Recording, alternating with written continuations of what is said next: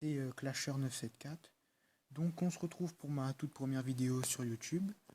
Donc voilà, j'ai voulu me lancer un peu dans l'univers de YouTube.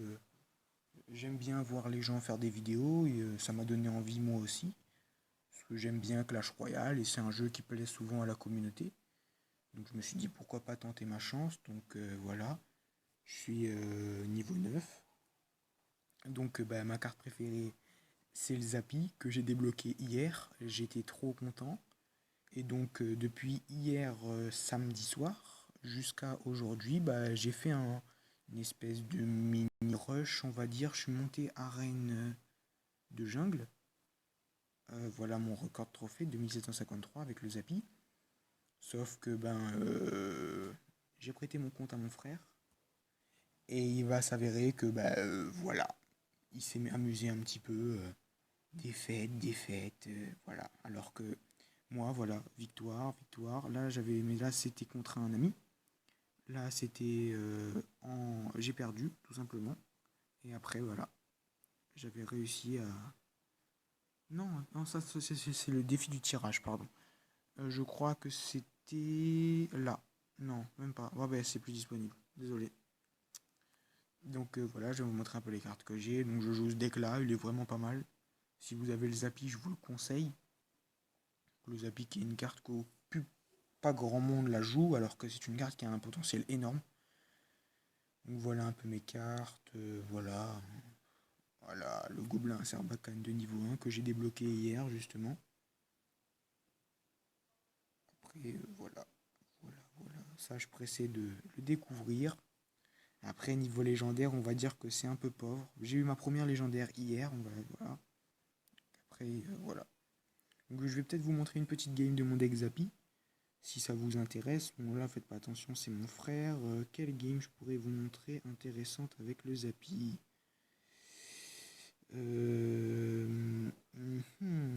Celle-là. Pourquoi pas celle-là? Voilà.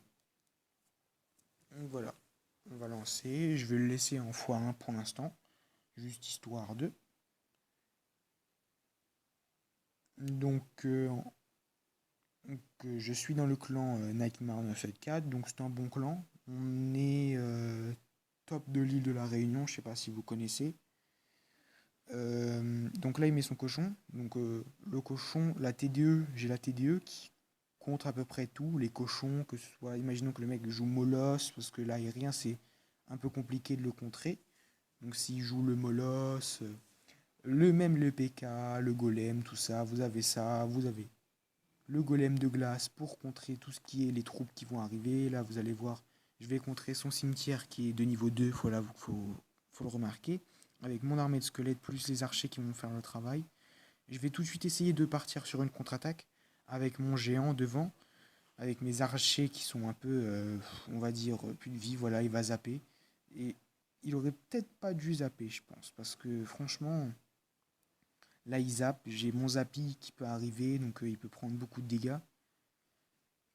Et du coup, là, en fait, j'attends de me recharger. Je suis légèrement en avance en élixir sur lui.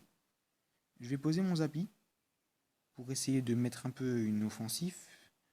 Il va mettre sa boule de feu. Alors ça, c'était pas très très très utile. Je sais pas si c'était pour cycler ou je ne sais pas. C'était pas énormément vraiment intéressant. Du coup, je mets le golem de glace devant. Pourquoi le golem de glace? Parce que le golem de glace, vous savez que quand il meurt, il fait des dégâts de gel. Regardez, là, c'est pas encore un très très bon exemple. Mais dans les autres combats, vous allez voir qu'en fait, généralement, le combo idéal dans ce deck, c'est de placer le Zappy, le géant devant, et entre le géant et le Zappy, mettre le golem de glace avec le zap dans la main. S'il met une horde ou autre chose, c'est imparable. C'est-à-dire que il va détruire le golem de glace va faire des dégâts sur les lords de minions ou autres. Plus le zap, ça détruit tout. Et bon, généralement, les gens gaspillent beaucoup d'élixir quand ils font ça. Et ça laisse beaucoup de place pour contrer. Là, je compte ça, ces barbares d'élite qui sont vraiment cheatés avec mon golem de glace qui est vraiment bon aussi pour contrer ce style de carte. Là, je vais placer mon Zappy. Et là, il place son cimetière qui va pas être avec les archers, c'est vite géré. Et là, regardez, on est vraiment bien. Je zappe. Ça passe pas, je suis pas loin, je dis vas-y, allez, encore quelques pushes, peut-être que ça va passer. Je temporise, je vois qu'il commence à mettre masse de troupes. J'ai commencé à dangereux, mais le golem de glace, voilà, ça tombe, ça bombe. Là, j'arrive à placer mon petit géant. On arrive dans l'overtime. Je place mes archers pour essayer de contrer tout ça. Le zap, parfait. Bon zap, franchement, vraiment bon zap. Là, il fait boule de feu, pas mal. Intéressant. La pluie qui apparaît, c'est vraiment sympa cette petite pluie sur un petit détail vraiment sympa. Et là, le zappy, le golem de glace, il zappe, c'est pas trop utile. Regardez, hop, le freeze, le zap, et là, boum, c'est fini. Petite game, voilà, pas trop compliqué. J'ai géré, j'ai pas vraiment pris beaucoup de dégâts. Je vous propose de regarder un deuxième gameplay, si j'arrive à en trouver un intéressant. Lui qui jouait le zappy aussi. On va rester en x1, hein, donc je vais commenter avec vous. Alors, donc on tombe sur quelqu'un qui joue aussi le géant Zappy, donc quand vous savez, quand on tombe sur quelqu'un qui joue le même deck que vous, c'est un peu compliqué, faut l'avouer, mais j'ai réussi à m'en sortir. Donc là, on commence tous les deux géants en fond de map, donc faut dire que mon géant est que de niveau 5, le sien était de niveau 7. Et c'est là que la TDE va être vraiment importante, c'est dans les troupes comme le géant, tout ça. Bah voilà, là en fait, ça va être bien pour le Zappy parce que j'aurais pu faire des dégâts de zone avec le Zappy en tuant son sorcier si il aurait pas focus le sorcier, mais je m'en sors bien. Donc là, il met son Zappy. Le... En fait, j'ai essayé de mettre le golem de glace devant pour essayer de tanker les dégâts du Zappy, sauf que ça n'a pas été très efficace. Donc du coup, j'ai été un petit peu dégoûté. Et là, peut-être une petite erreur que je vais payer. Là, voilà. Je mets ça. Pas très utile.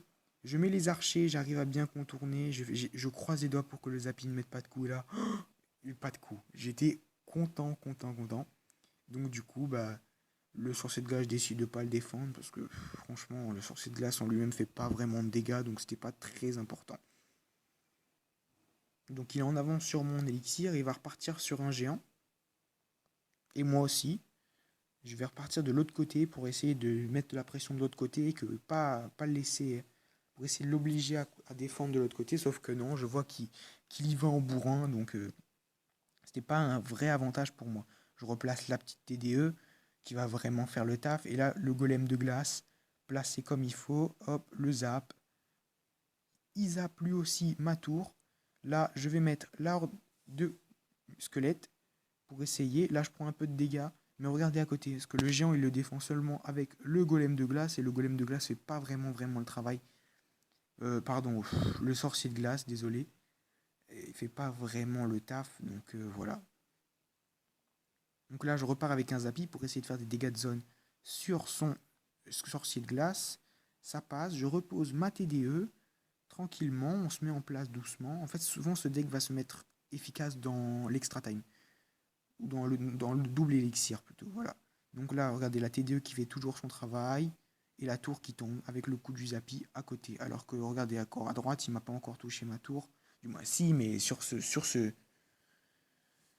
cette attaque, il n'a pas touché ma tour. Je remets la TDE, le golem de glace pour prendre l'aggro des petits esprits de feu. Il reste 12 secondes et je pense, voilà, la TDE qui tape, le zap. Vous savez bien comment ça va se terminer. 3, 2, 1.